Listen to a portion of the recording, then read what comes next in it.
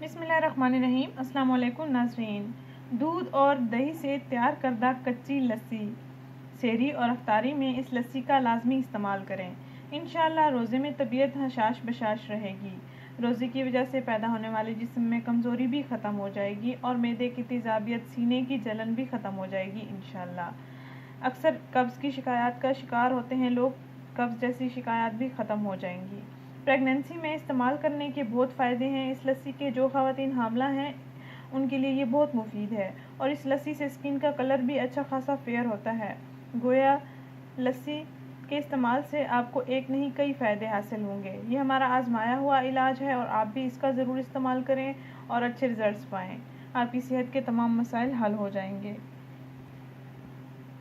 اس لسی کو آپ نے پہلے کبھی استعمال نہیں کیا تو آپ اس کا ضرور استعمال کریں اور فائدے حاصل کریں۔ میرے بتائے ہوئے طریقے کے مطابق اس لسی کو تیار کریں اور پھر استعمال کریں۔ انشاءاللہ آپ کو اس کا ٹیسٹ بھی اچھا لگے گا اور اس کے استعمال کرنے سے آپ کو اچھے رزلٹس ملیں گے۔ اس لسی کا استعمال ہر عمر کے افراد کر سکتے ہیں۔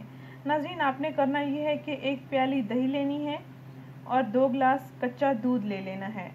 1 پیالی دہی، 2 گلاس کچا دودھ لے لیں، آدھا چمچ نمک لے لیں، 2 چمچ چینی لے لیں۔